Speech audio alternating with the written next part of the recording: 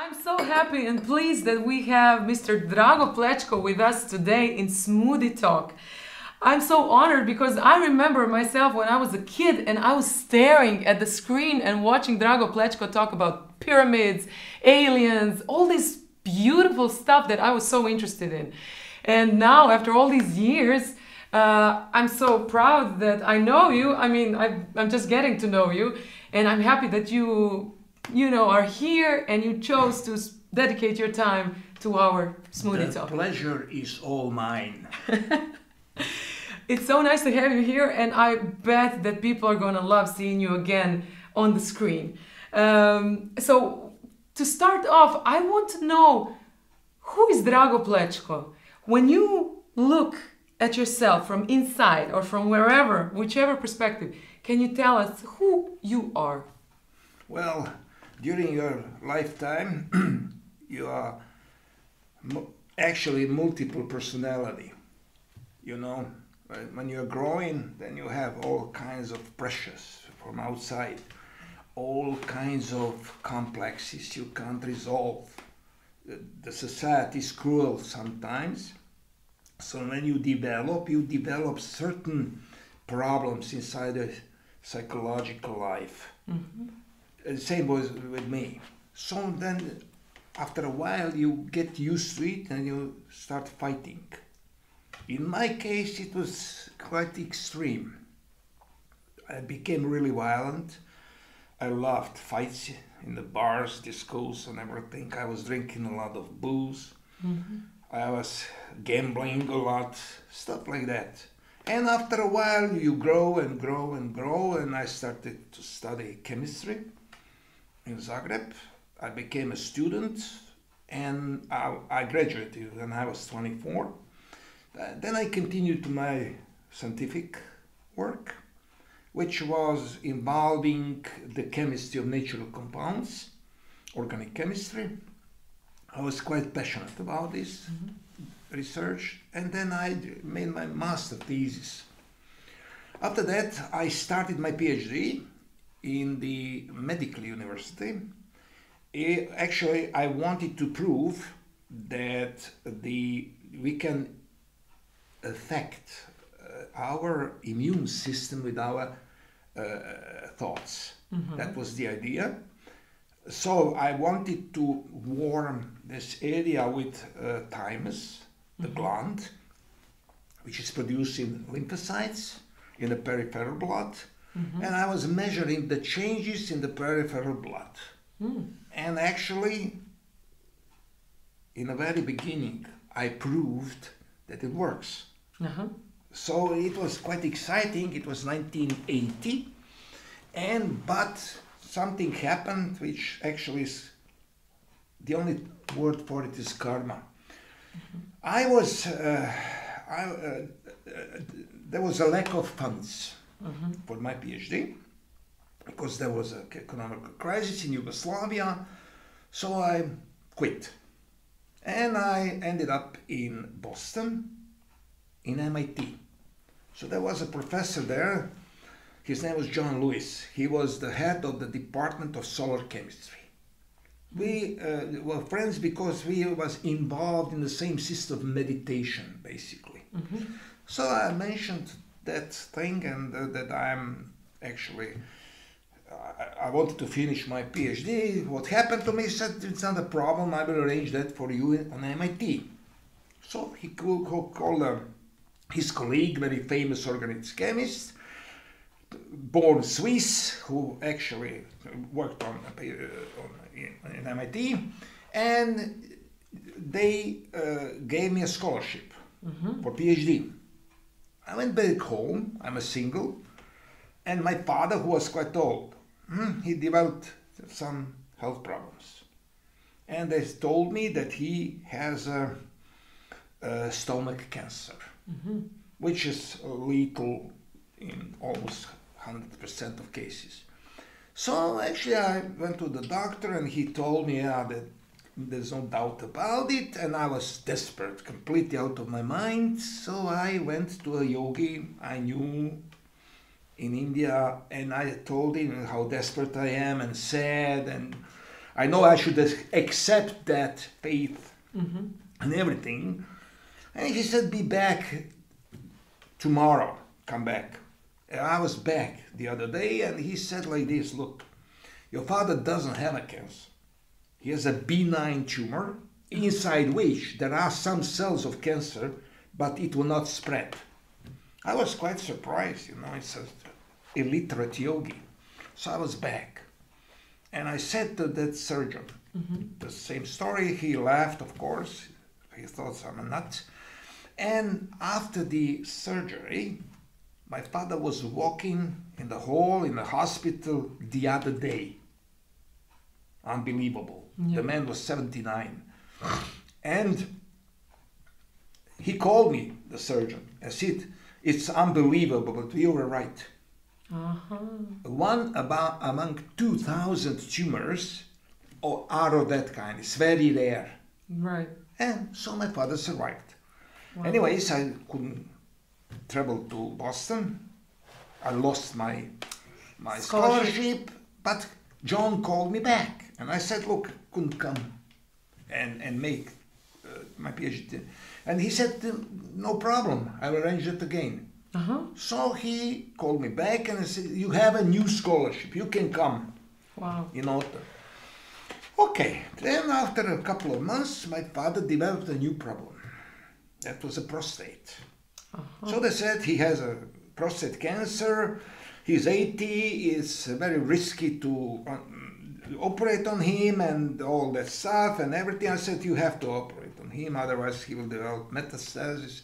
It's even better that he dies on the table in the surgery than suffer so much. So my friend, with whom I went to school together, he operated on him. So he called me, said, look, it was not a cancer. It was a benign. Again? Yeah, again, and well, he's doing fine. I come to the hospital, I see my father walking in the hall the other day, normally. Yeah. And I thought, Jesus Christ, what's going on? I mean, it's an unbelievable story. So I've lost that scholarship again. So what happens next? I met my today's wife. She got pregnant. Of course, I couldn't drag her with me to Boston, to the small flat, and to wait for me the whole day while I'm working, and all, etc. And I've lost that thing, and after a while I realized it was meant to be. You know, my path was already predestined. I knew it at that point. First, that was some kind of a disappointment. But then I saw it clearly. What I should actually introduce to that country, which was communist at the time, although not too tough. Anyways, but I was the first man in communist countries that introduced this yoga, meditation, parapsychology, and everything. And that was my mission in this life. I knew it at that point. So that was the beginning of my life. The second part was interesting, actually. It was, I wrote a lot of articles. I talked on TV about it. I was traveling extensively. I've met everybody. I mean, Dalai Lama. We made friends. Then Maharishi Mahesh Yogi a couple of times. Then Punjaji, Papaji, famous. I've seen on YouTube some interview in his kitchen. I never knew they were filming it. Yeah, so somebody put it on YouTube now, and I have this. I'm young, I have it and everything. So I've met all these Shiva Bala Yogi, many mystics, many Nobel Prize winners like Brian Josephson, who was really phenomenal and involved in this stuff. And there was Prelo Vladimir, Nobel Prize winner in chemistry, Ilya Prigozhin, Nobel Prize winner in chemistry. I met all these people and then I asked them the same question. It was a spiritual background of science. They were always prone to it. They loved these ideas, they still do. Most of his top minds in the last century were convinced that there was no a way that the outer material world works without consciousness.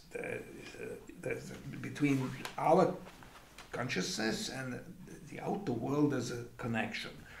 So they believe, all of them, from Einstein to Bohr, Böhme, Richard Feynman, who was my favorite, and many of them, Schrödinger, everybody believes that. So I was introducing this idea, and natural healing. I brought Ayurveda, first time, Unani, Siddha medicine, Tibetan medicine. I was a pioneer of these things, and I started healing people, and it worked quite well. Although there was a lot of resistance from the medical community initially, but after a while it faded, because I never criticized medicine or science. I always said, go to the doctor first and then come here if they can't help you or whatever. So I've never criticized or attacked medicine. It's science. We should respect that. Right. So I actually never had any problems, real problems with the medical community. Even some doctors came to me asking for help. Quite famous people, in medicine. And that was that part of my life when I was introducing this stuff, trying to change the collective consciousness. I saw these wars and everything, all that hatred, all these racial problems. It existed when I was young. It was quite present. And I, of course, as every new ager, I was trying to change that. Anyways, later I was quite a bit irritated to it, the direction in which New Age went, So I became one-man band, I do not rely on anything except my own experiences. So I realized, this is the third part of my life, that only my personal experience in meditation and everything counts. You can write books, you can write articles, you can talk about teachings, reading and telling quotes from famous people. It's not that. Only if you experienced what you're talking about, then it's a real deal.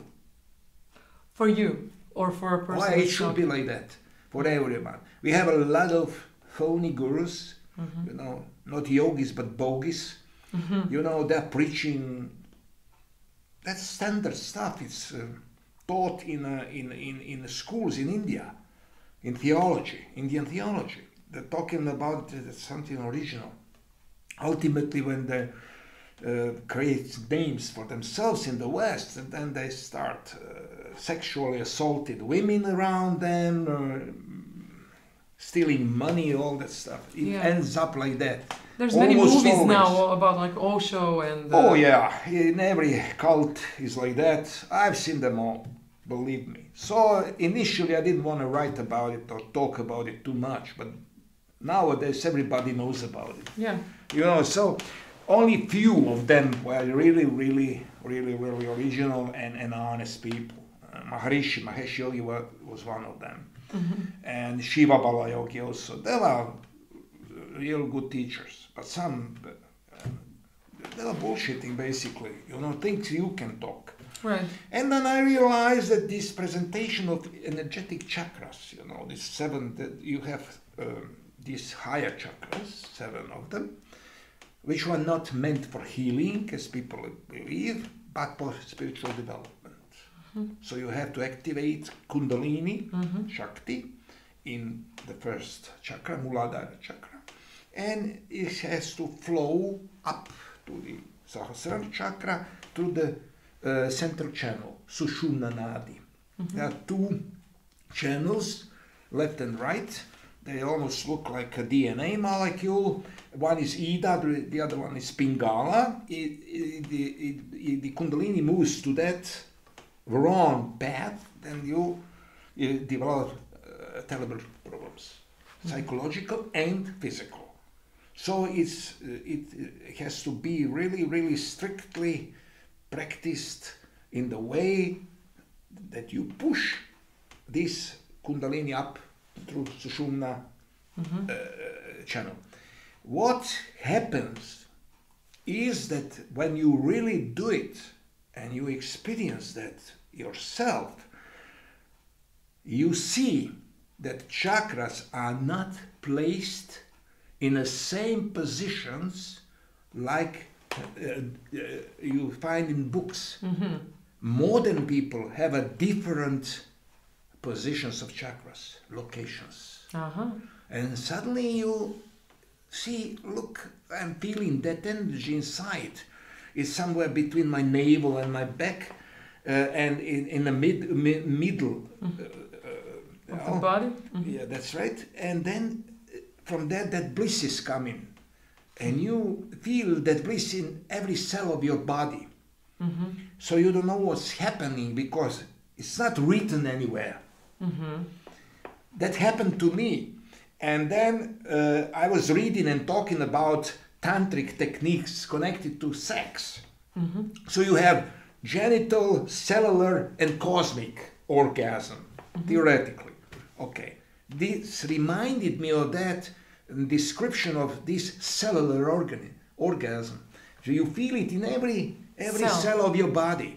And it's coming from that point, but that point is not mentioned in yoga. You have Swadhisthana chakra and you have this other one, Manipura, so it's neither of them. Somewhere in That's between. right, in between somewhere. So it was strange. So I kept on feeling these things. I mean, it was real, sensation bodily. So I could activate it within 30 seconds. Anytime. I still can. So what happens is I tried to study things. Nobody wrote about it in that way because this is only modern man's chakra position, new one. And then you have, of course, the lower chakras which you can affect to heal the body. The main one are here in the center of the palm, and they are very powerful. Therefore, all healers are using their hands, laying their hands or waving around the body with their hands. Even the public speakers, politicians are using that. It's because of this most powerful lower chakra. Then you have some other ones here in your knees, and you affect them with some treatments, and you can improve the health. But anyways, these other ones were different. So I am completely sure that when it starts, it's the beginning of that path. So suddenly you develop conscious dreams. You are completely aware of your dreams. You know it's you. And in your dream, you see yourself in front of you, your copy. Right. What you should do is to concentrate on your eyes in front of you. That's the thing you have to do, and it happens. Okay. It's the next step. Then you suddenly feel colors in your body as a bodily sensation. You watch the color, for example, very strong colors like red or like blue. They are on the at the end of the spectra. Right. Both of them. So you see them. And suddenly the train of thoughts is coming. Millions of thoughts in 1 second that is reminding you on the situations when you are exposed to that color. Oh, wow. It's a very strange happening. Like all your neurons inside your brain that ever contacted that color are activated. Wow. At once. At once. And the next thing that happens is that you feel the color inside your body as a bodily sensation. You can taste the color. Wow. Colors have taste. All of them. So what happens is that you realize that you're completely interconnected with the outer world. These outer world things are inside you, all of it. Mm-hmm. All this is projection of your inner world, and you are the projection of the outer world. It's a holographic relation. We are living in a hologram. There's no doubt about it. So when I experienced all that, then some other things happened.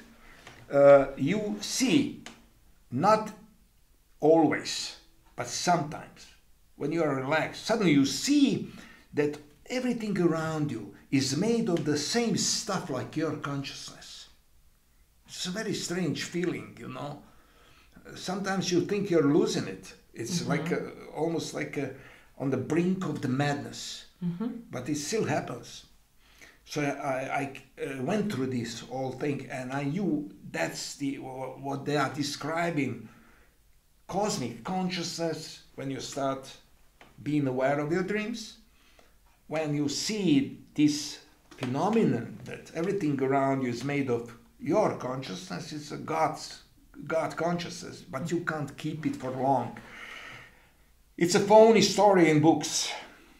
When you enter that situation, you can't function normally outside. Mm-hmm. You know, you are absorbed into it because it's an ecstatic feeling. It's a bliss consciousness that you develop. It absorbs you so much that you can't function normally. Physically. Yeah, right. Physically. So you have to be back in a normal state of consciousness. Mm-hmm. That was happening to me. So I realized things are a little bit different than in books and popular literature. Mm-hmm. So also I realized only few people will understand that, because people are attracted by this outer stuff, you know, like the guru looks great, you know. Yeah, yeah. He has that arrogant attitude, so he's humiliating you constantly. This is a psychological trick, mm-hmm. that you are aware that he's so great and you're so small, and this is bullshit, you know, mm-hmm. when you know the story. So that is actually, in my opinion, this is the meaning and the goal of the evolution. Spiritual evolution, of course. Material evolution is something different. Mm-hmm. Your body goes its way and it ends up the story, but you get that chance to realize these higher truths. You know, that's there are many phenomena you develop. For example, what you are aware of. This is the most, actually maybe the most shocking, mundane mm-hmm. effect. When people are attacking you, mm-hmm. or bullying you or whatever, verbally, then you realize at one point that your gurus, doing your favor, because you talk to yourself through them. Yeah. You know, it's like you can't accept certain things because of your ego, but your unconscious part of yourself, subconscious, mm-hmm. is organizing things in the outer world so that somebody who is telling you the bad news is actually your best friend. He is not aware of it. You know? Mm-hmm. He's like channeling yourself. Right. So you should listen to what they are talking about and how they are offending you, and you should hear that this is your projection. Mm-hmm. That's something you are afraid of in yourself. So you can't look in the eyes of the problem inside yourself. Right. So it happens from outside. With the help. That's right. With everybody around you. Mm-hmm. Which means it is not easy to get along with this idea. But if you apply it in your daily life, mm-hmm. every day, then you see it clearly.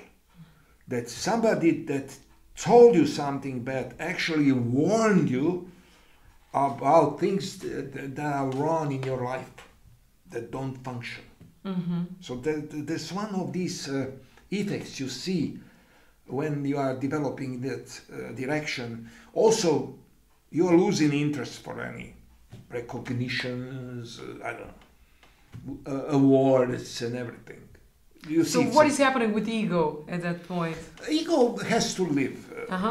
This classical story about destroying the ego and everything, who has no ego is schizophrenic or dead.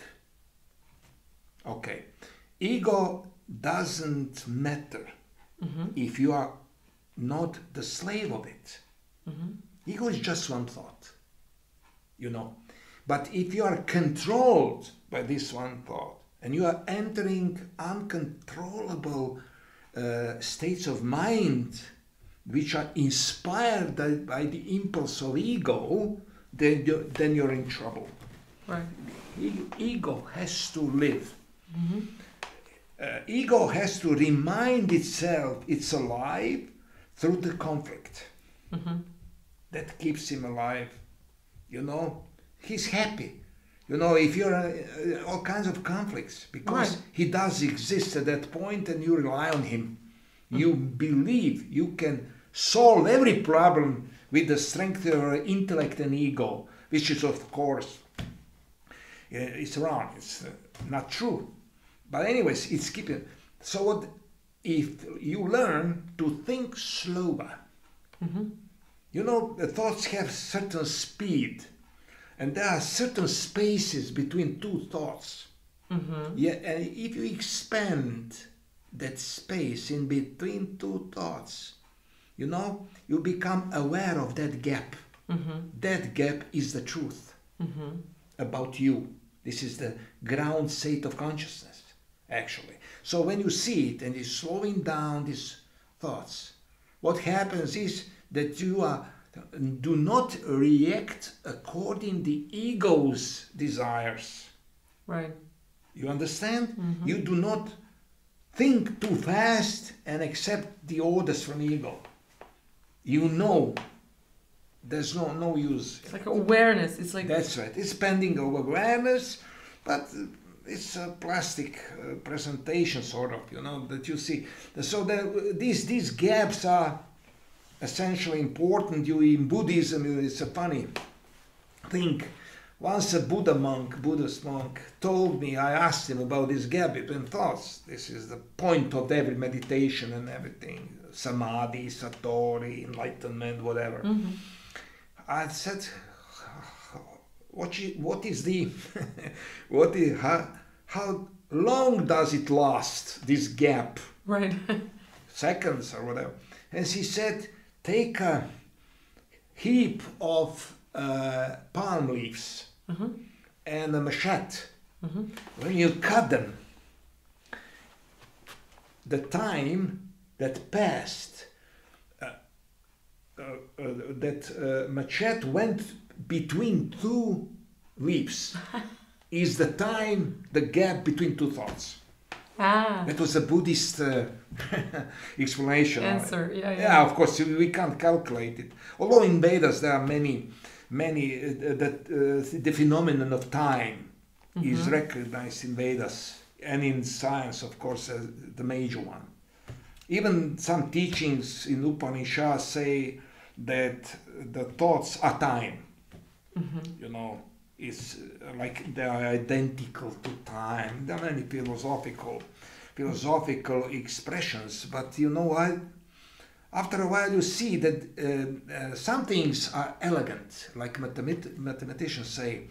You like it, you enjoy it, how intelligent it is, but there's no real use of it if you do not enter the state of mind, that state of consciousness.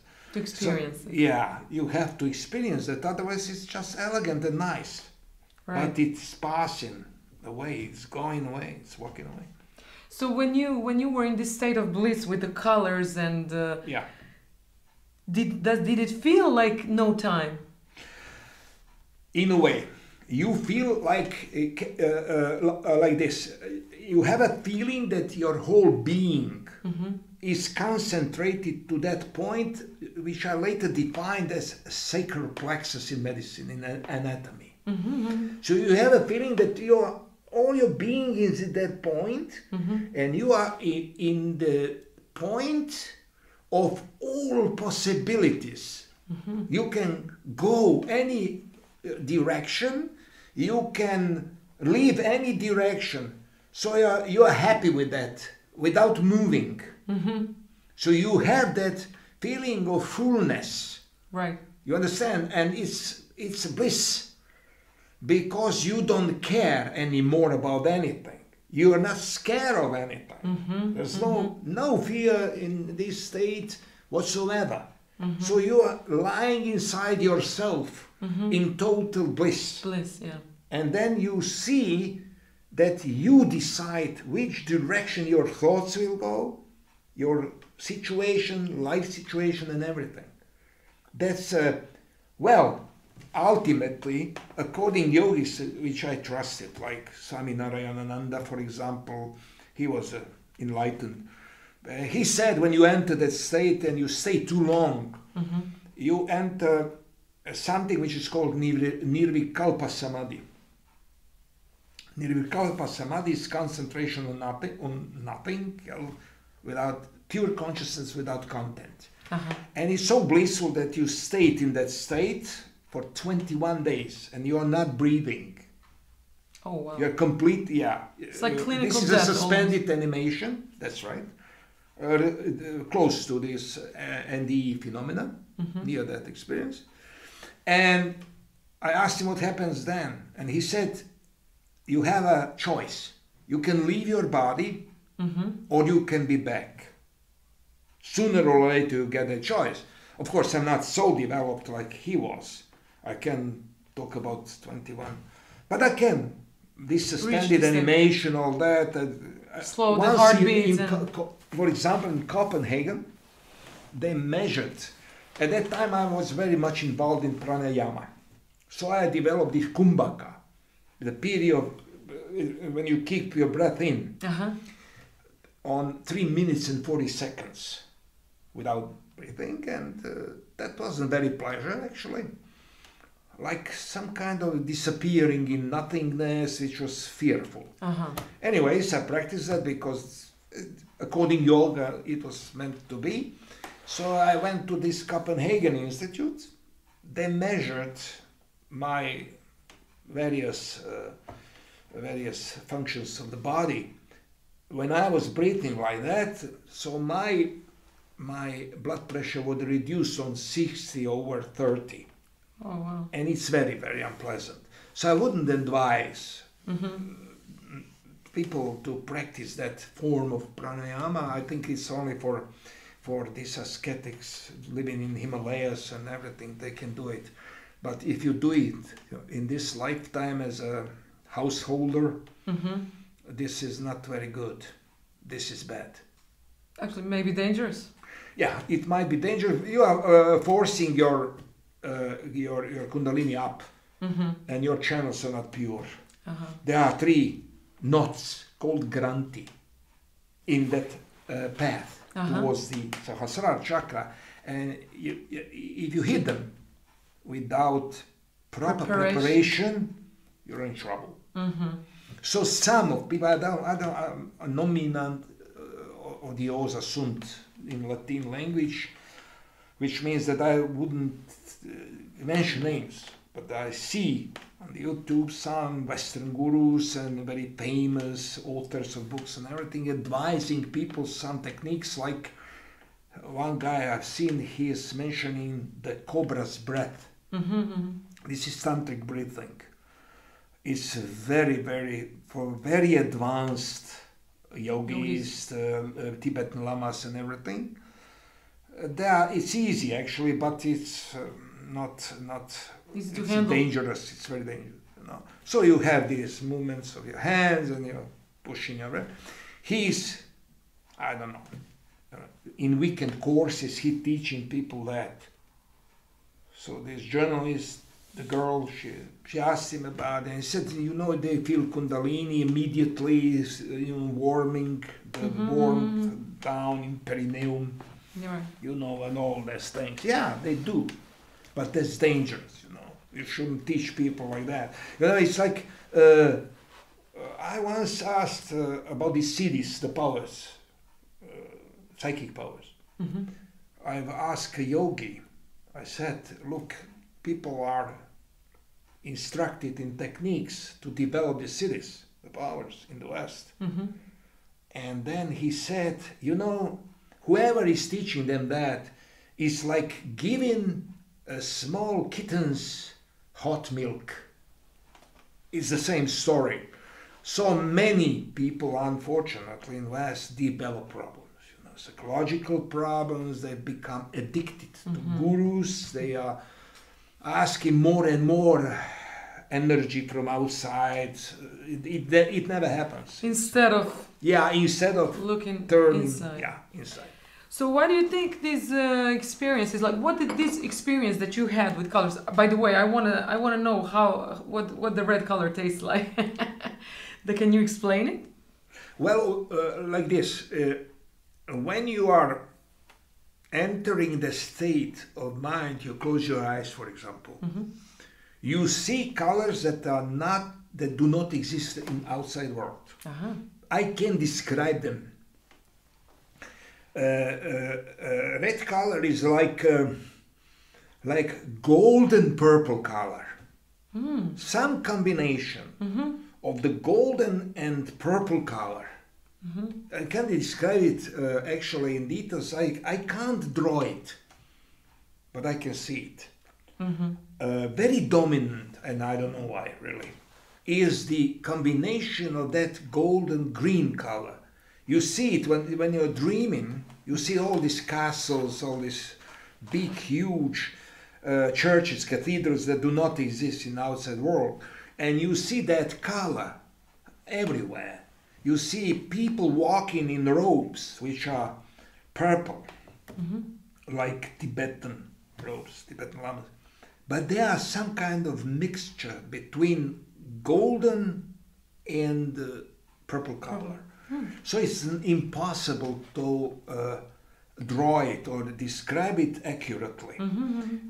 From outside, when you see it, feel it inside of the body, first it's easy, everybody can experience that.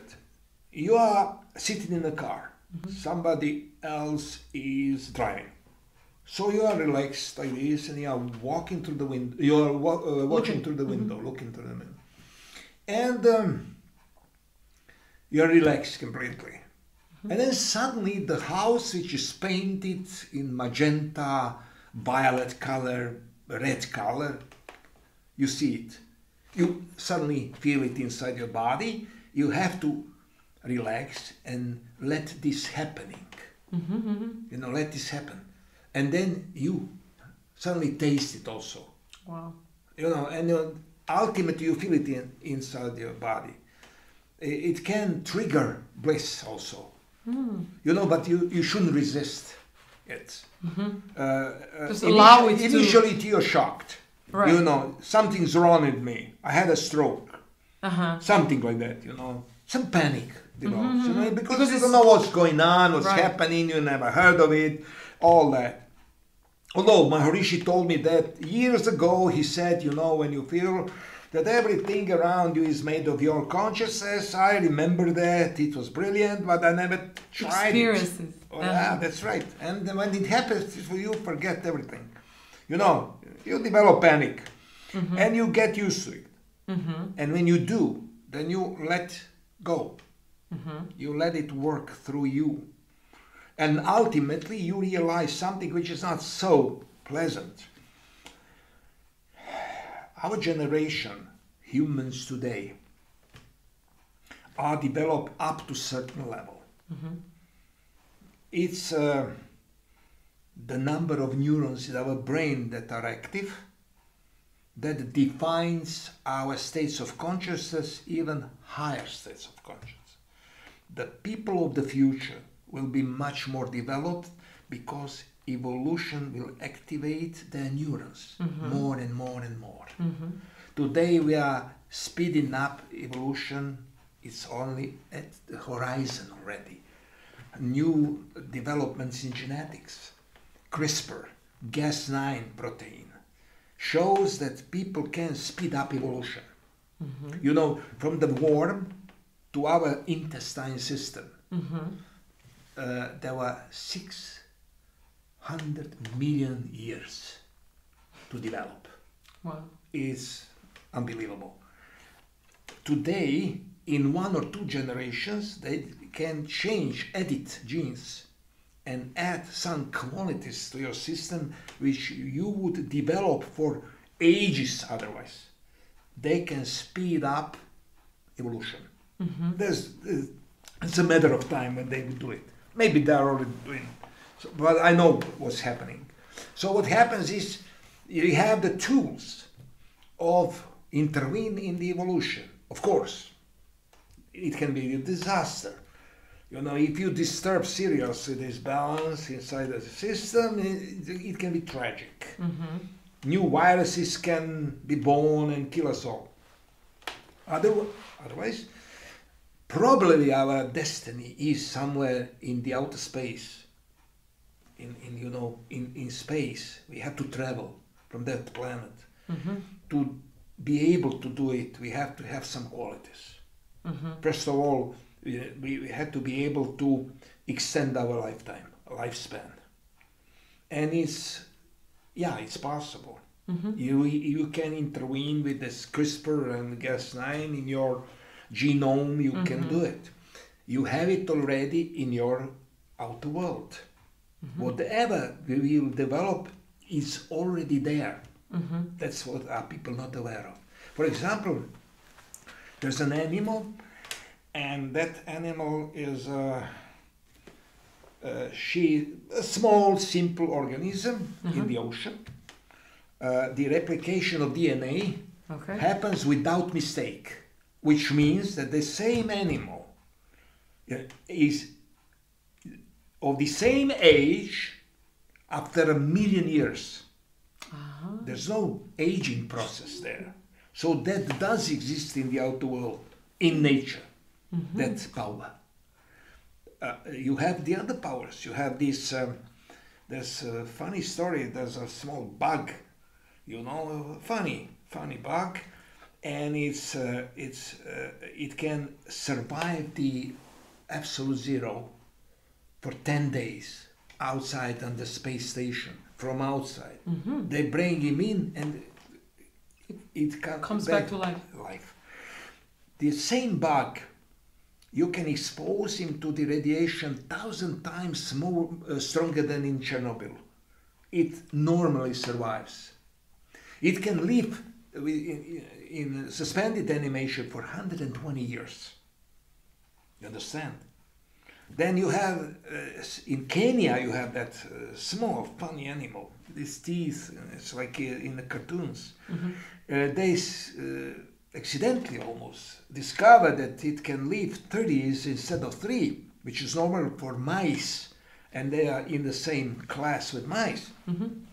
And when they tested them, they are functioning as young animals of 3. So they are not basically aging. Right. And then they could cure themselves of cancer. The same by animal. themselves. Yeah. And then you put them in a box without oxygen. Only with nitrogen. And they're there. They die, and after half an hour you bring them back, and after a couple of minutes they're making like this, they're back to life. So this is the hope for people that suffer stroke.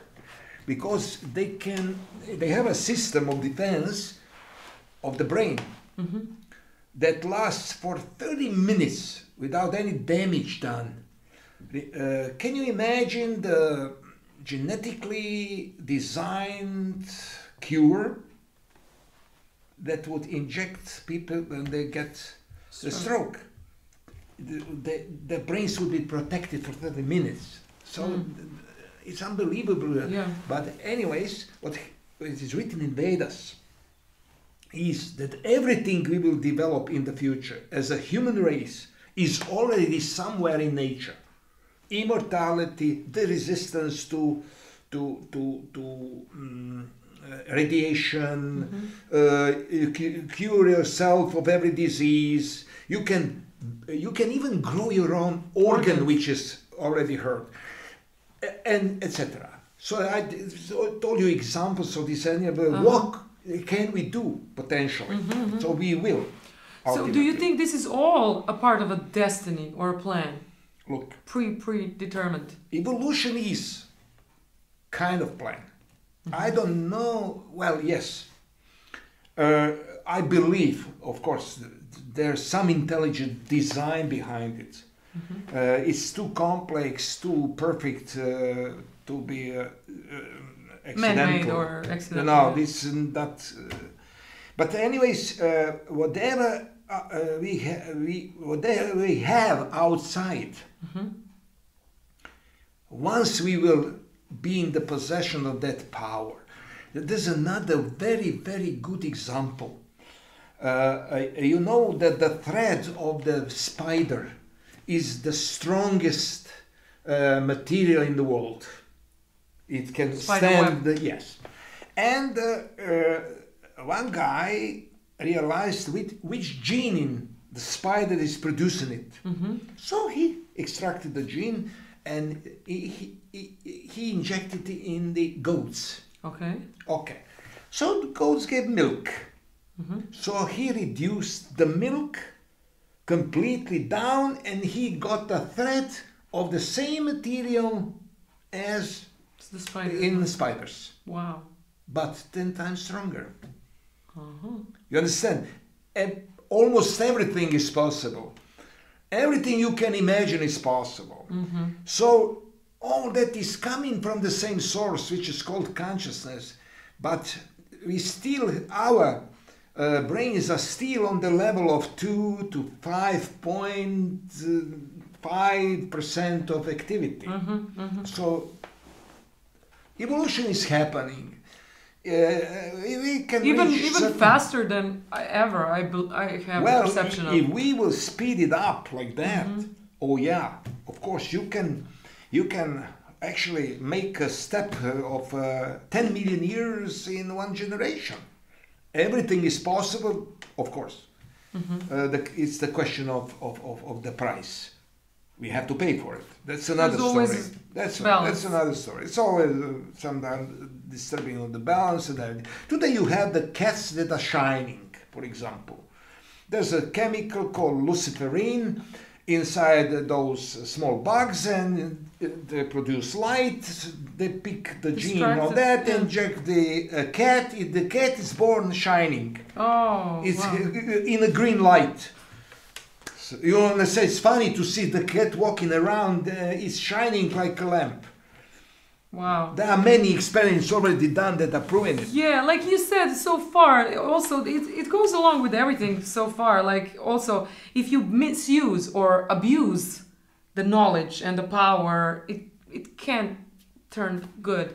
Like the yogis that are, just these so-called gurus that are abusing. Oh yeah, that's different. So it's in all of it, it's like kind of a balance. But it has to be like that, what is evolution? It's not based on positive attitude. It's a negative. Right. It pushes to violence, destruction.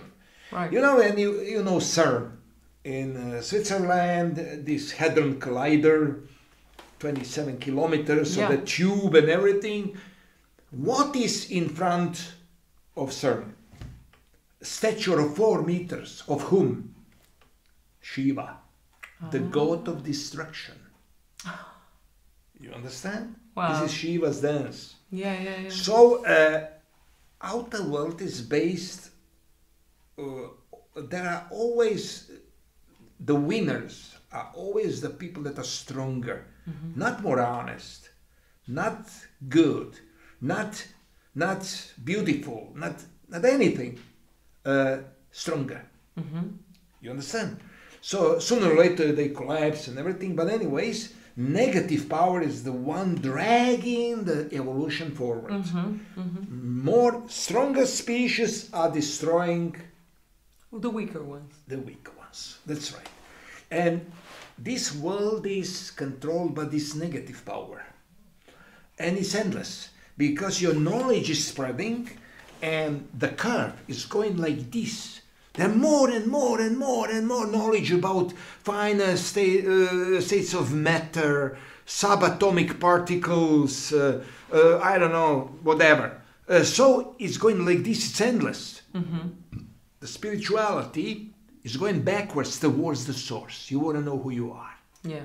So you are not going forward, but backward Right. to the source. And that is sometimes a problem to live in this life like an animal and be spiritual like a guru.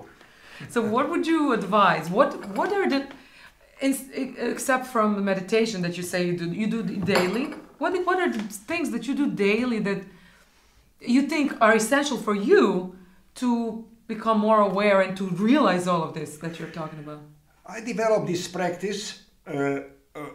Most of the teachings you find in yoga and Vedas and all this classical stuff, Sufi teachings, everything, Tibetan teachings, Western occult teachings, particularly in the beginning of the 20th century in Vienna, you have that occult circle, which was very developed, surprisingly.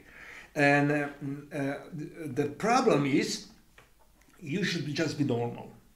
So it's normal that you are enraged with something. Yeah. What does it mean, normal? It means that you may be enraged by something, be pissed off. It's normal. Every yogi I've ever seen was sometimes pissed off. So you should be normal. It doesn't mean that you lose your emotions. Right. You should love. You should love. You should love your parents, you should love your children, you should love your husband and everything. You can't love everybody in the world. It's just a phrase. Farther the people that are from you, less is your emotion from their problems. You can advocate the rights of the people, you can advocate anything, but sincerely, inside you don't feel that love.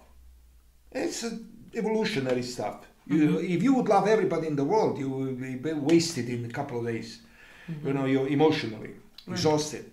So you should be a normal person. There's nothing else there. So thought is coming after thought, and so on. When you practice these few exercises that are necessary, from conscious walking, but not according present teachings. There's a specific type of it that you can activate both of your brain hemispheres. Then you have that exercise, simple one, through your nose you breathe in and you feel that breath all the way down to this level.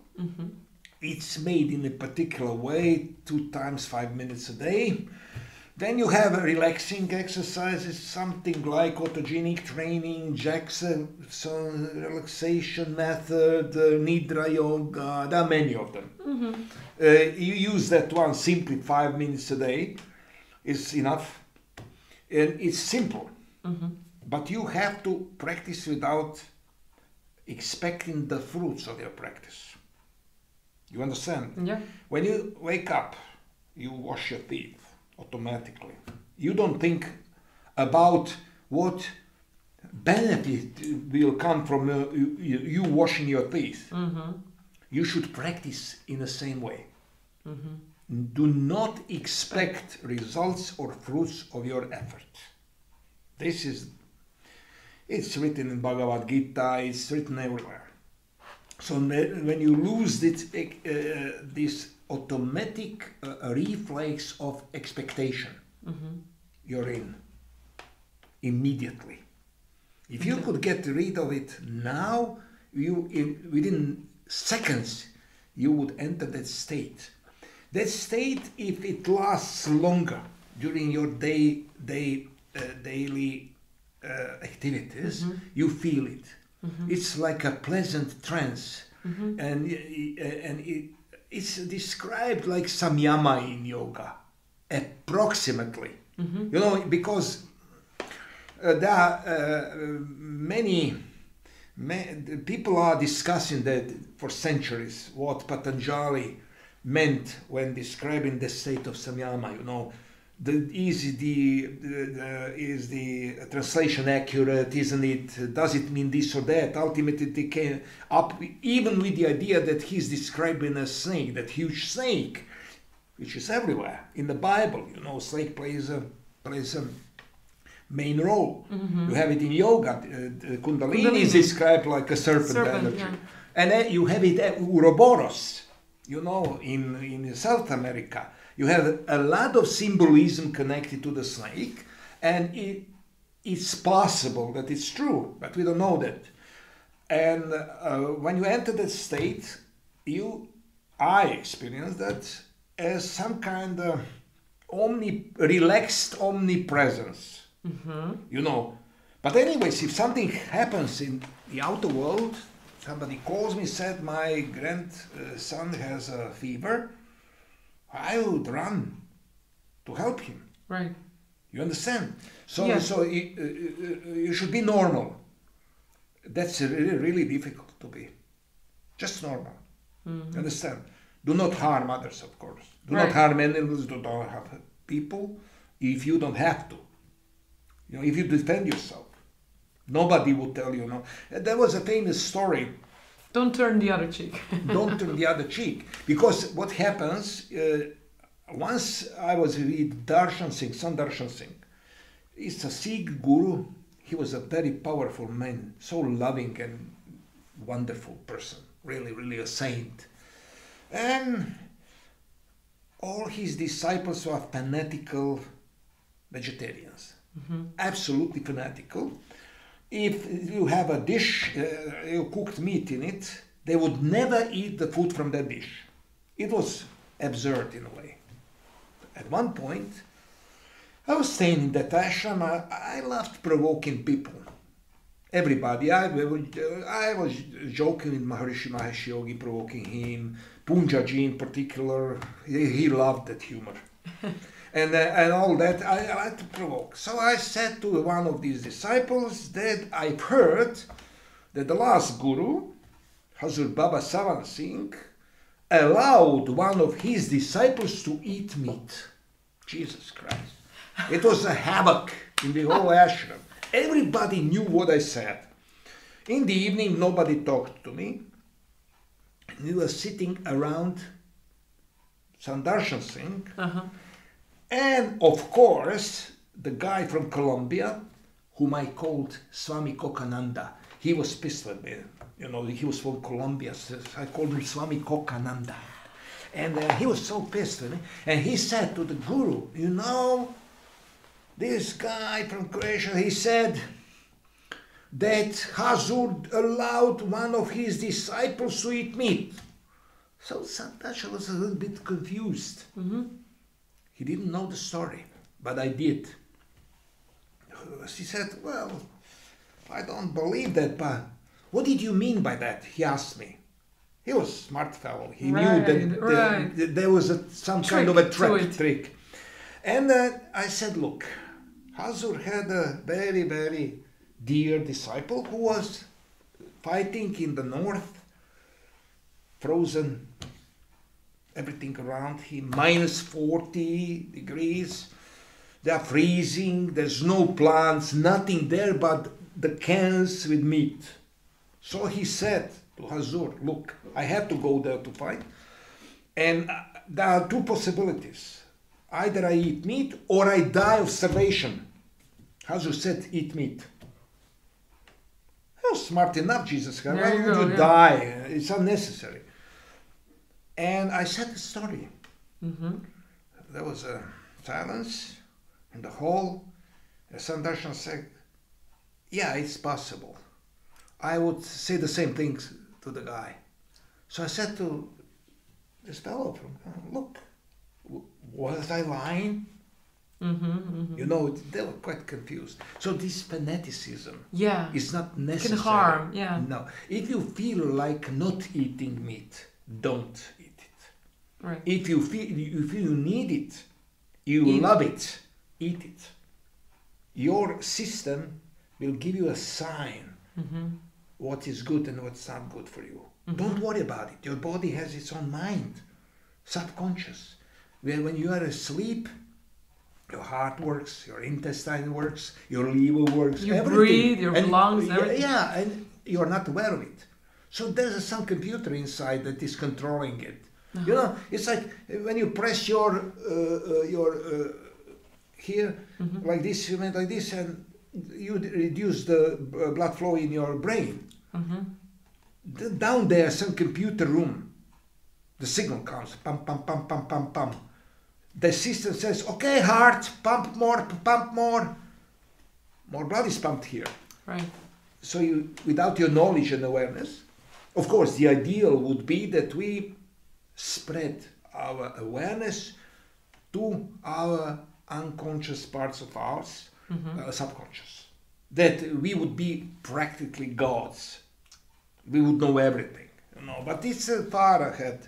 It's the evolution. Oh yeah, we are. I think we are at this point. We can do something. We can develop, see these things, you know, and feel these states of consciousness and experience them, enjoy them, everything.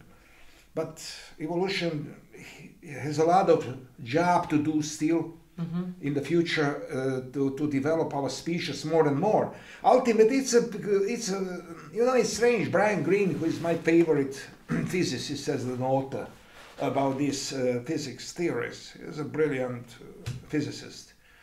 He said ultimately, you know, this space has to end up in a total nothing will happening, entropy will happen, you know, and suddenly you see there may be some parallel worlds to this one here, in which we also exist parallelly and everything. So maybe when this universe is destroyed, we will survive in another one. So you never know, you know. To bother yourself too much with this, it's a good exercise for your brain. Right. But you never know what's real truth behind this outer universe. It's unbelievable. It's so complex. Right. You can't imagine it. So why bother? I enjoy reading it. Oh yeah, very much so. But I don't think it's you know, God's word. It's not. It's in development as we speak. You know, you can't experience world in any form without your nervous system, without your neurons. There's a guy in Penn State, Pennsylvania State University. His name is Newberg, Andrew Newberg. He's a professor there and so on. So he was measuring. He conducted functional MRI on the brains of the experienced meditators, of some nuns from some Christian group that are praying for 40 years, Tibetan lamas and everything. They were in a higher state of consciousness. So he said like this, you know, there's just one thing that I saw. The blood flow in the center, which is responsible for perception of time and space, is reduced in these people. There's not enough blood in the center so that we may perceive the difference between outer space and us. And we are enlightened because of that. Wow. That's what Newberg claimed. And there was a late guy, he was brilliant. He was from the Laurentian State University, Michael Persinger. He was conducting experiments, and I was also involved in it. He developed a helmet. This helmet had 22 solenoids, which means that solenoids are nails, basically. And he launched magnetic, strong impulses inside the brain. So he tested people how they will experience it. And he realized where in our brain is the center for this spirituality. It's on the left side here. Around 200 million neurons are responsible for these experiences. and he gave me a helmet. I tried it. What you feel really, really, it's unbelievable. Strong presence of something powerful, something beyond imagination. Yeah. Some people saw the light. Some people even saw the Jesus. Some people, everything. That was it's called the. They called it the God's module. Some kind of a module through which you are communicating with God. So, one possibility is that there is this center that God gave you to communicate with Him, and the other one is that this is the center that relieves our fear of death, because we know we will exist after our physical death. So, of course, there are disputes again and again. Person died in the meantime. I was in a very intense contact with him. So he ran tests with something like 900 people. See, it was some kind of a major breakthrough. Yeah. And then there are many people like Jill Bolte. She's a neuroanatomist. She had that strange experiences with her left. Was completely failed, her left brain hemisphere. I watched that. You know the story. It's everywhere. So she experienced that same feeling I had, but only her right brain hemisphere was functioning. Then you have Eben Alexander, neurosurgeon, who was in a coma. Some kind of encephalitis, something like that, and he described he was during the coma, the other world, and everything. You find a lot of these things, you know. Some of them are fakes, of course. You know, they made up stories, and usually I can recognize, you know, those. So your intuition is pretty good. You know, when I'm describing something connected to this chakra and that chakra, I know. Some things I know cannot be like that. Some maybe are because I didn't have that experience. But if they talk too much, then you see, you know, what's that all about? Something's wrong. Right. You know, so of course this is the new age. A lot of theories, conspiracy theories. I don't know. People have to, you know, this is the ego story. You know, you have to have a faith in something, you know. So your church betrayed you, your religion is naive, your philosophy disappointed you, so you have to find yourself somewhere, and then aliens appear, everything, you know, abductions, everything is possible. You know? So what do you focus on now in this age? What do you focus? What do you like to spend your time with? What do you? Oh yeah, there are many things. I read all this new scientific stuff. I'm well informed what's going on in, for example, the molecular biology, genetics, stuff like that. Not only in classical stuff like Upanishads, Srimad Bhagavatam, some South American scriptures. And I'm seeing this connection, you know, some Japanese teachings and stuff like that. This is one side. The other side is my passion for history. I enjoy reading books, particularly about World War II, all these battles and everything. Also history. History is my main passion. And of course I have my grandsons. One is 1 year old, the other one 2 years. Small, but I enjoy their company. You know, I go to the coast during summer. I'm swimming. I play. I'm quite active, and I also still work with people. Some of them I taught these systems of meditation, but only few. I never wanted to be a guru. You know, I don't see myself as a guru. I can advise. I can show what I experienced to anybody. I don't want anybody to see me as a guru. You know, it's a bad stuff. It's like You know, I don't more than anybody kneel in front of me or something like that. Kiss your feet. It's okay if I tell you these things in a friendly manner. It's enough. So, yeah. You walk a lot in this conscious kind of way? Not too much anymore, but I'm still working with people. I have these CDs, subliminal messages. I plant them in a specially composed music. Okay. There's a part based on number 4. It was composed by a professional composer for me, so I put inside it hidden messages, Vedic vibrations in certain rhythm, according which our consciousness works, and it helps a lot. I mean, even in cases of cancer, even in cases of some psychological problems, Crohn's disease, all kinds of problems, if the person, of course, has the, not believe, I shouldn't say believe, because you don't hear the message. If the person has a good connection with the subconscious. So in that case, this subconscious can make miracles.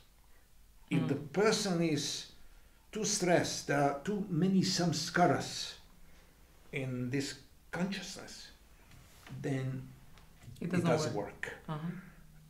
I had incredible experiences.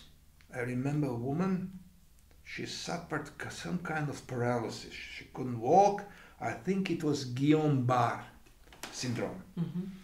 You're paralyzed, basically. It was set for 6 years, and she asked me for this CD to listen it to every day, and so I said, look, I can't promise you anything. You're paralyzed, and I don't think I can help you. And she said, no, I insist, give me that. I gave her that. I composed it and put it together and gave it, and she was this way. I forgot about her. 10 months later, she's calling me, and she says, look, I can move my toes. I said, you're still listening to that? She says, every day twice. Wow. How could you?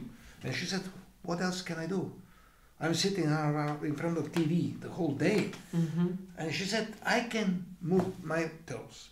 Okay, wonderful. She called me 1 month later. She says, I can walk. 1 month after that? 1 month after that, she walked 4 kilometers normally. It was really a miracle. But here it comes. I said to some doctors that are specialized in neurological diseases, real scientists. And I said, look, I don't make any claims. I'm just telling you. What happened? It happened. Of course, he said, statistically, it's insignificant. So you should pick up, 500 people that suffer from this disease. It should be 20%. Story like that, it's statistically insignificant. No, maybe it's a wrong diagnosis. It was a wrong diagnosis. But she couldn't walk, that was the fact, no matter what this diagnosis was. So this is the difference between alternative medicine, which is holistic and pays attention to the individual, as a human being, and medicine, which is treating everything statistically. Same for everyone. Yeah, you can't put it together, and I never tried. Actually, it's okay if we work and function parallelly. Right. Complementary. Yeah, that's I the was best. never criticizing science. They never criticized me. It's okay. I'm happy with that. It's like coexistence. Yeah, some kind of coexistence. Yeah, that's right. Great. So this is really good. I also was listening to one of your CDs, and it's beautiful music. Yeah. So I was wondering, what is your relationship with music in general? How do you perceive music in general, and what are you drawn to? It's a disaster. So I played guitar, but I'm such a lousy player that I never tried again. So, I was a fan of music, of course. I still remember my favorite. That was Wilson Pickett. I'm sorry about that. It's 1964. This is my favorite of all times. Hey Joe. Yeah. Of course. So Jimi Hendrix. Right. Then from 1978, there's a live concert. In live, it was Eric Clapton and Double Trouble. But only that one from 78. That's my favorite. There are many of them. ZZ Top, wow, everything. Lagrange, Tash, Blue Jean Blues. Oh yeah, that was my, of course, Beatles, Rolling Stones. That was my music, you know, actually. Today I'm not aware of any new songs and anything. This is my favorite. But in this case, I was asking for the music with many elements from nature and to be composed based on number 4.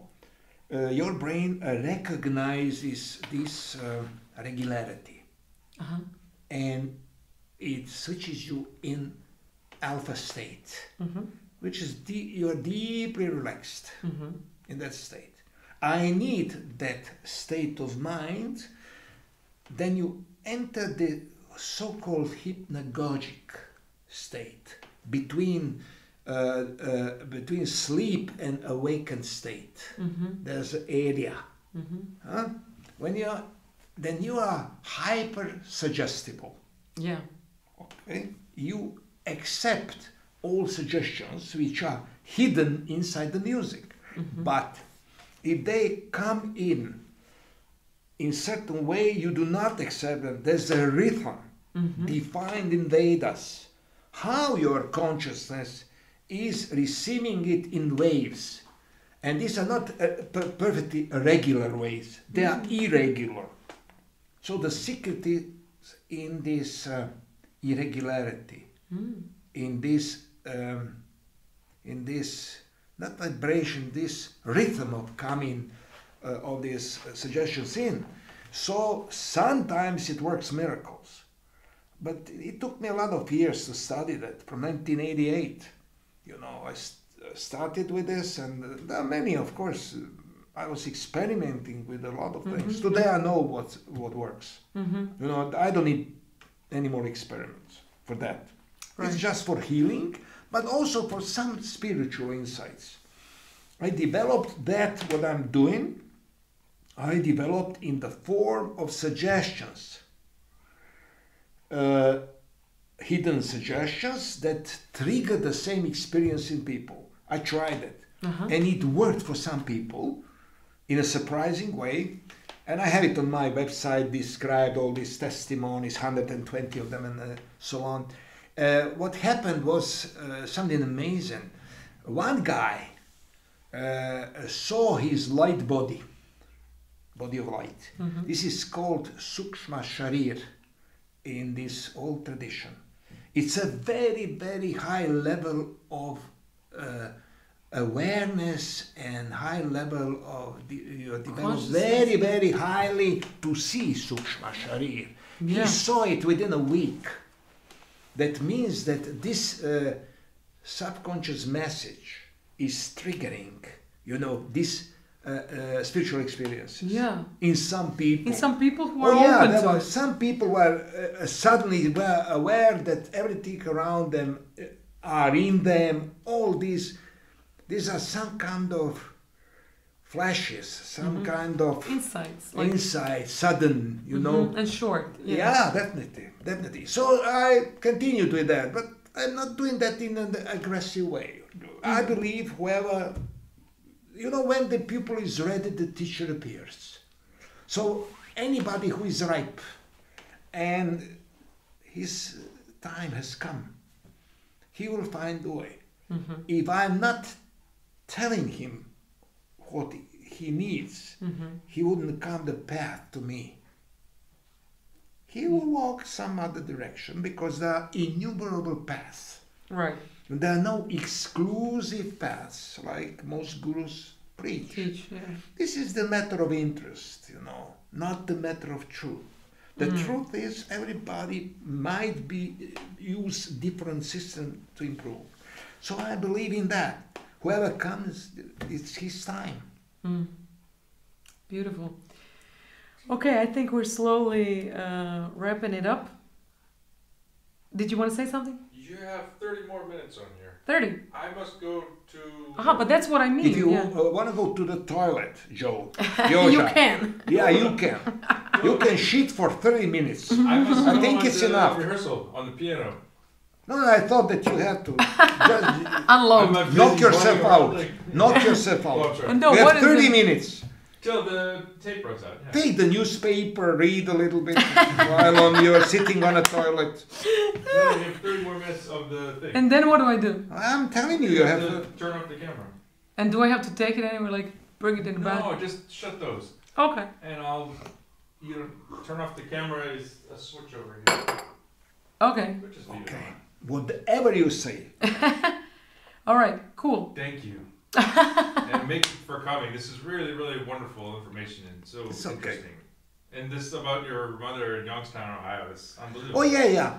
Oh. I mean, I've lost the touch with English a little bit, you know. No, it's good. It's good. The Sounds pronunciation is not correct because Don't worry. when I'm in America, I'm dreaming in English and I speak fluent, Right. you know, because You just pick up the I energy. remember words and I can use them, but my language is not. Have a good rehearsal. Drago, Have a good time. Okay. Yeah. God bless you. my son. you as well. Go and sin no more. Just don't forget to turn off the lights. That's good. Okay, I'll turn off the light. Okay, I hope I remember all this. All the lights. Okay, all the lights. Go and see no more. Joe wrote, napisao je jednu super stvar sad u koroni. Baš nešto sin, ono kao, neki blues, ono, super blues. Dear Lord, help me, you know, I don't want to sin anymore. So it's good, what you told him. It's like, That's right. Come here, one thing I need to show you. what? It's important. What? How to turn When you stop it, you must press this button. Okay. Very important. And then, anything else? And then the power button is here. Off. In the middle position, Okay. right? So, but But that's it. don't turn One, it off two. without pressing stop, because I don't know what will happen. Uh-huh. That's like save. Okay. Basically. You gotta hit the red button on the top when you're done. Okay, super. Okay. Alright. And don't forget the pizza. Oh, je špica, je. To je ovoga, gledajte, to se radi o tome da sad te pomalo i Kaplović postali, ne? Od SČ, ne? Malo po malo, ne? Ne znam, we'll Ja see. jebi ga, to je sudbina. I ovdje.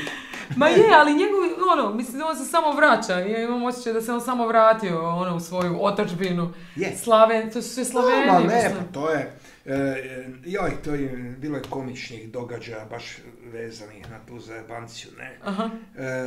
Sestra od moje prijateljice, novinarke, se udala za Njemca.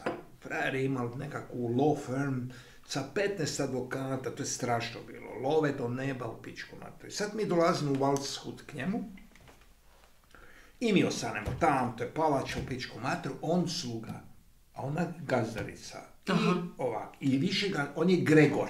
Aha. Nikoga više ne zove Gregor, nego Grga. I to je da on sam sebe počeo zvati Grga. Ajoj. Totalno ga je pokorila i ona mi sedimo, ona daj Grga, donesi ovo, donesi Oh, ovaj wow. dolazi, ide van u Totalni shopping. sužanj, ja. Sužan. A ja, čete, to je život, ne? Da. Ali mislim i tu je sad taj stadij evolucije neke u kojem možemo vidjeti neke stvari koje budu došle. Ali nemamo zapravo konkretno zamisliti. Znate, toliko je fantastične su opcije. Da. Nisam rekao jednu stvar. We can To do mi je it. žao. Ajmo. Reincarnation. Ovako, reinkarnacija će ići kroz genetiku. Ajmo na engleskom da snimimo. Kaj se još vrti ovo? Da, pa imamo još. Pa onda u redu. E, So, this is my interpretation of these new discoveries in genetics. I believe that we will be able to preserve our identity as we are now currently and through genes projected through generations ahead. It be back like reincarnated. Wow. So the memory will be preserved and we will be able to arrange that, to be back within 5 generations with the same identity. But that's promising with genetics. Of course, it's terrible for a yogi or to somebody religious to hear that.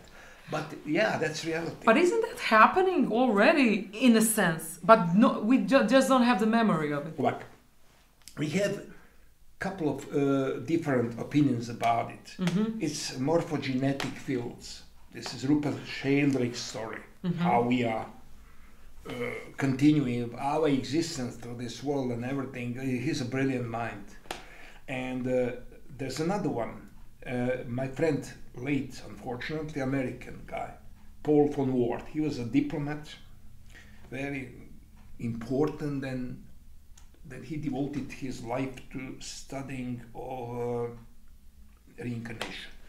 He was great, and he developed the theory about psychoplasm, some kind of in our cells of our body there's something called psychoplasm, which is taking these memories through generations. You know, there are many attitudes towards it. Of course, you have that pure spiritual, that you die and then you can, even Tibetans claim so, that you are entering the head, chakra, sahasrara of your future parent, whom you pick yourself, and then the last thing is remember that moment that you were created, the first cells become alive, then you forget about everything about past life, and then you continue and you can remember it. This is a classic explanation which is not actually, in the light of new genetics, even that other possibility is not excluded. You know, I still remember the guy who was a mathematician in Louisiana. He was at that Tulane University, very famous one, Frank Tipler.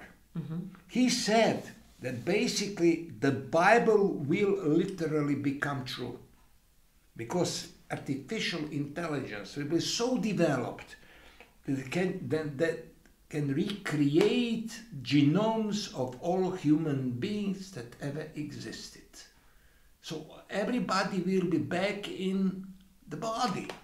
Basically, that's what Jesus said. You know, he was criticized because of that, but maybe that's even true. But in the light of modern genetics, it's even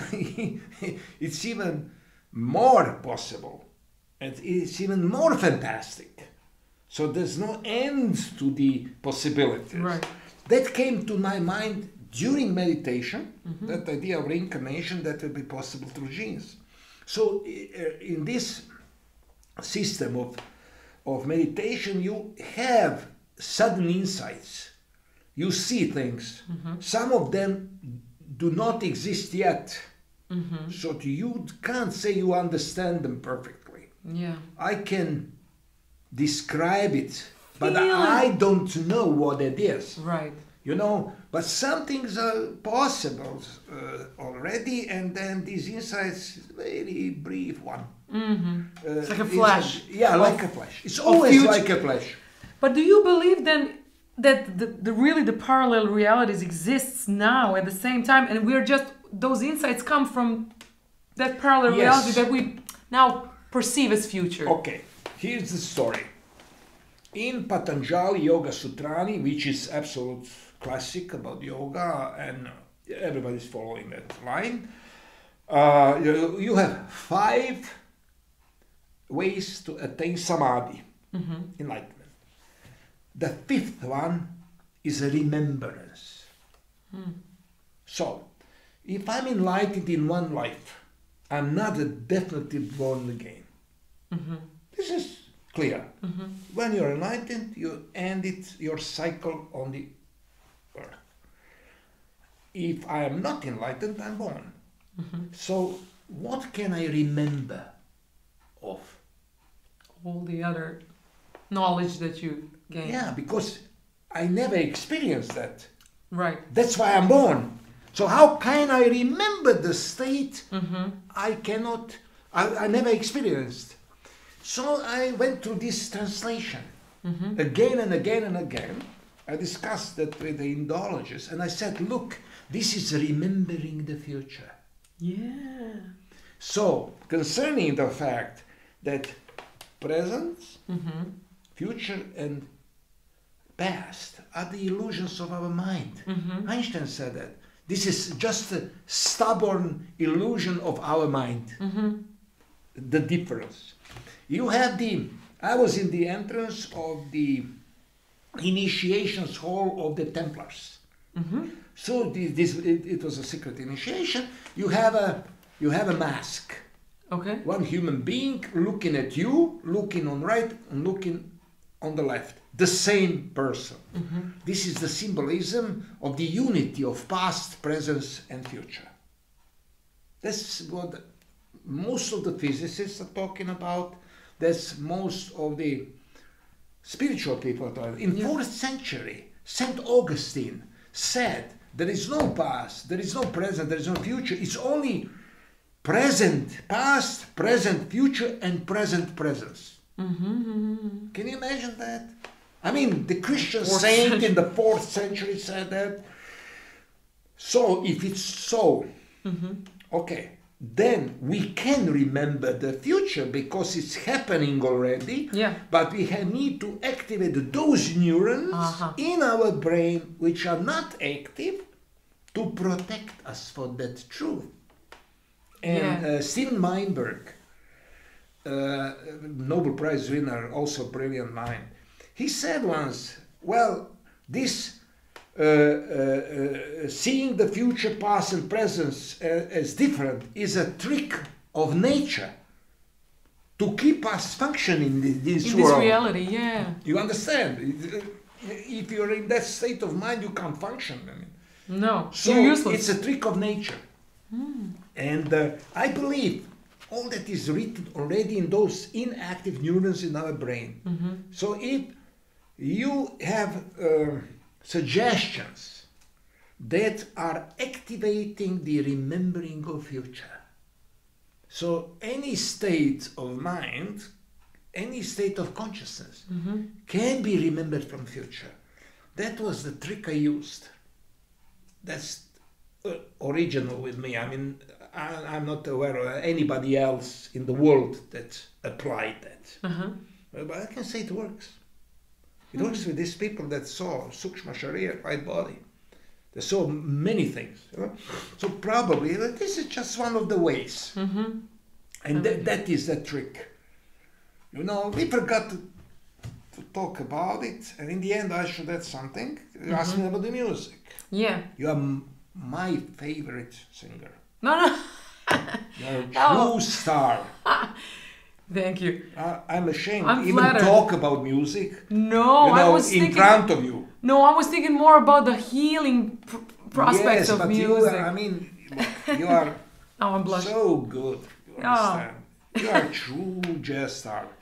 Thank you. I'm just a fan, that's all. Coming from you, this is like I'm just a fan. I was your fan I'm still your fan. So for that to come from you, I'm like, wow. Yeah. I'm blessed.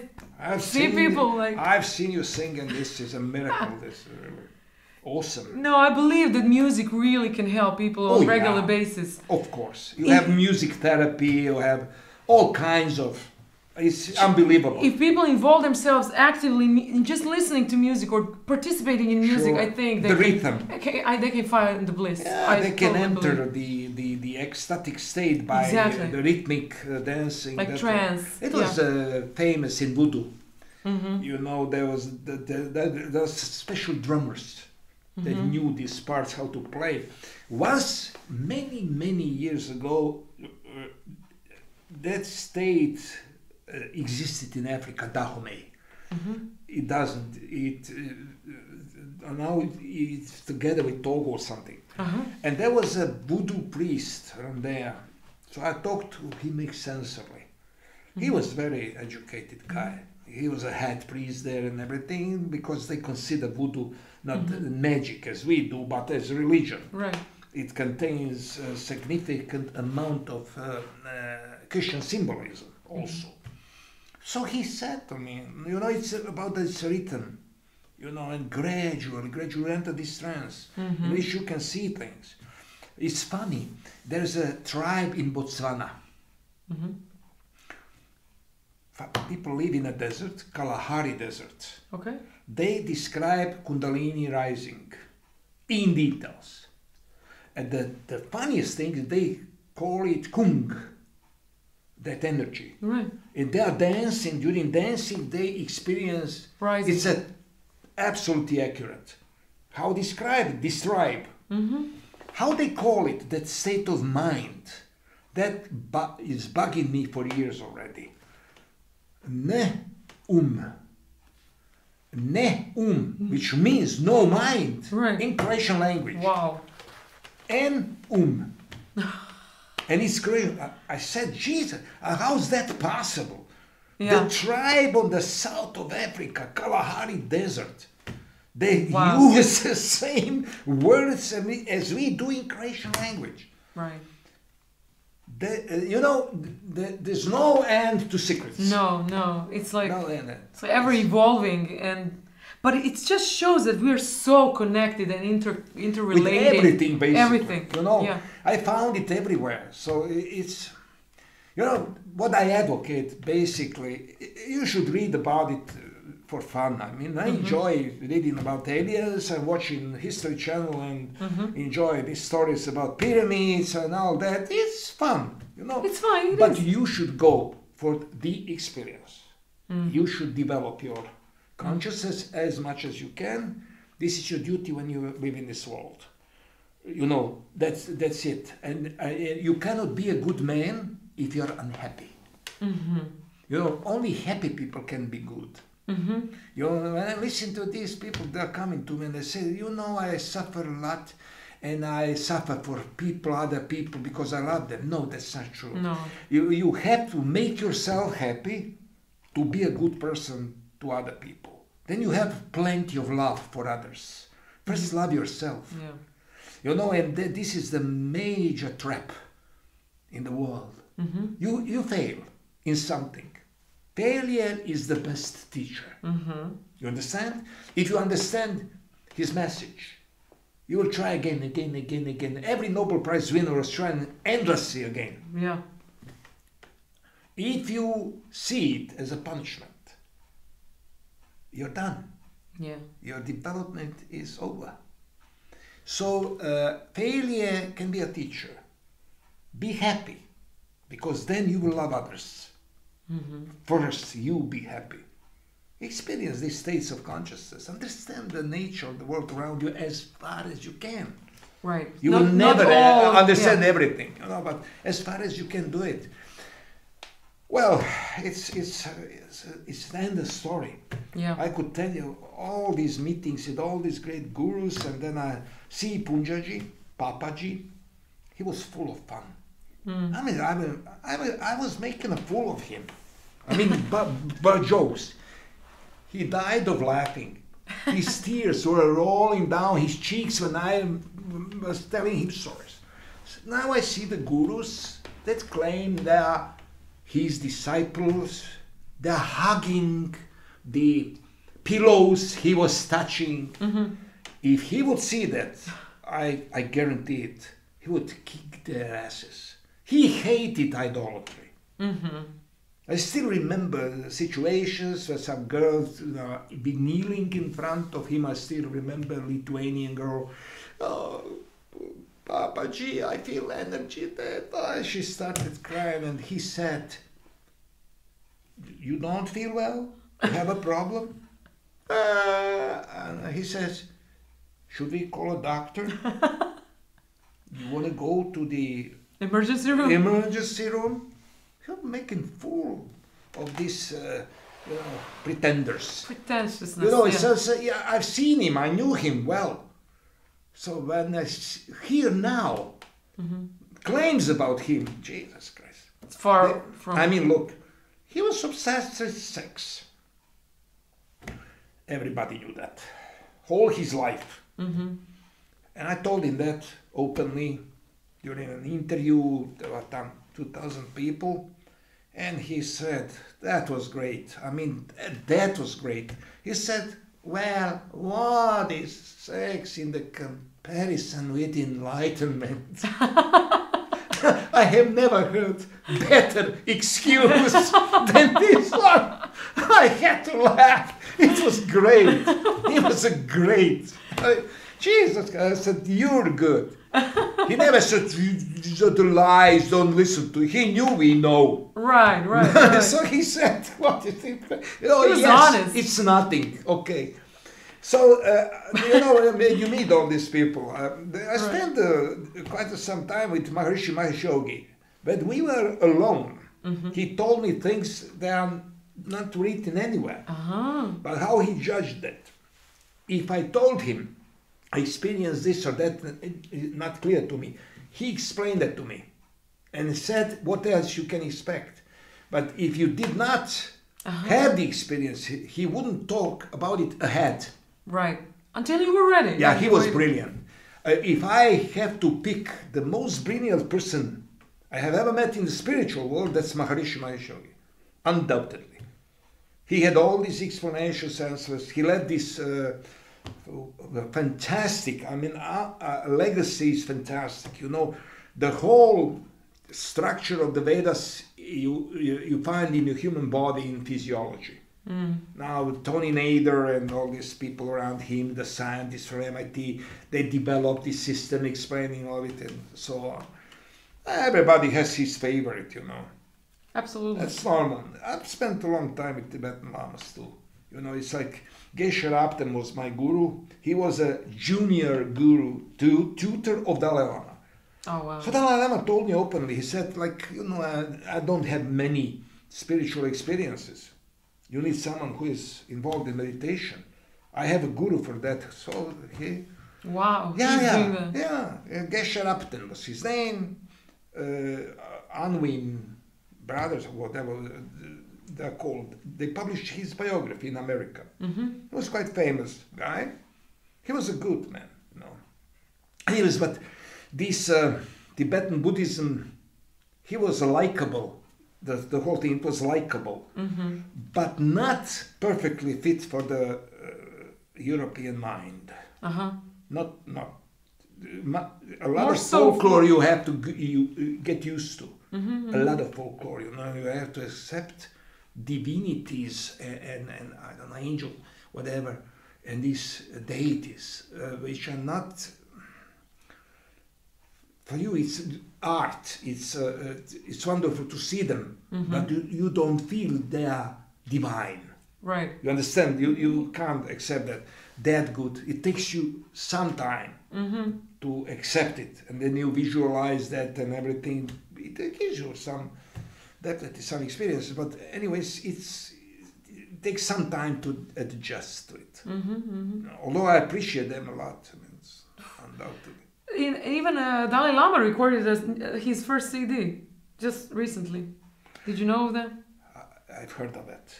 I can't wait to hear it. I met him in 1979, January. It was funny.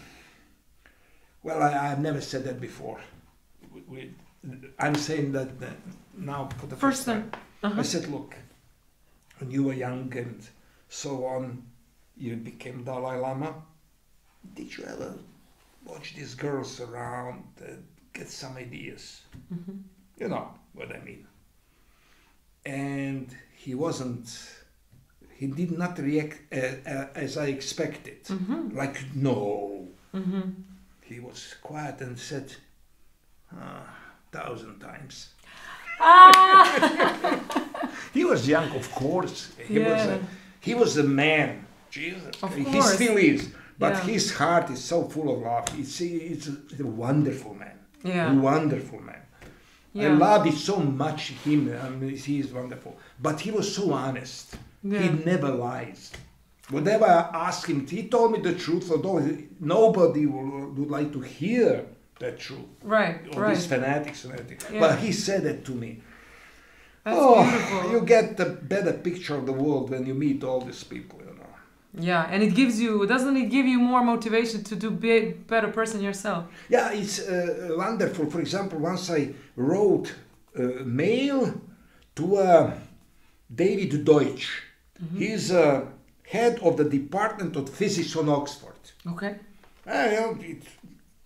I was sure that he wouldn't answer. Mm-hmm. I described some spiritual experience of mine. I thought it's future.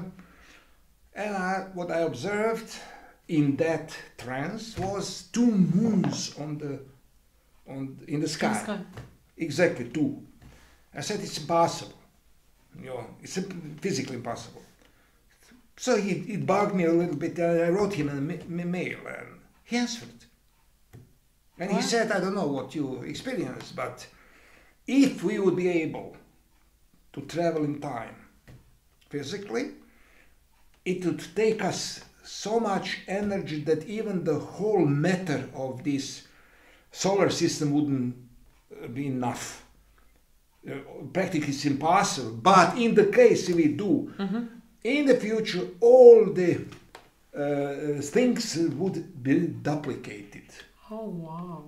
He answered that. It was many years ago. So, you're surprised sometimes. These really, really high-ranking scientists answer on these questions like that. I was writing to Robert Lanza, who's my favorite author, his Biocentrism book. That's great. Everybody should read it. So I exchanged a couple of mails with him. Although he's a brilliant author, I would sign every word he wrote. But he's not in a practical sense, he doesn't practice something. He just realized things. Right. He's that powerful intellect and everything. He saw it all coming together, everything. So it's great. Although, of course, it cannot be extremely popular because it's too smart. Yeah. It's only those people that understand people, what he's referring to, they can really appreciate it. Yeah. It's many authors. I like these authors that are Michio Kaku. He's an excellent. Jesus, he's very popular. He also top physicist. All these people. It's unbelievable when you write that some physicists like Schrödinger or some of these great ones they said, for example, that the time can flow backwards, or that there's no time. It's an illusion. If we observe an atom, every part of it, continually without consciousness, it cannot change. When mind stops, the physical processes stop. Some of them told that openly. When you write it, immediately a little bit lower level physicists jump and criticize it and everything. So these great minds dare to say what they think. The other ones are worried about their personal careers more than about It's so, in every field is like that. Every field is like that. I know that. So you should go for those great ones. Yeah, that's what I'm trying to do. Yeah, it's okay. So thank you so much for being our guest. It was a pleasure. And with the company of such a great jazz singer, such a wonderful, beautiful woman, true beauty. The pleasure is all mine. Well, God.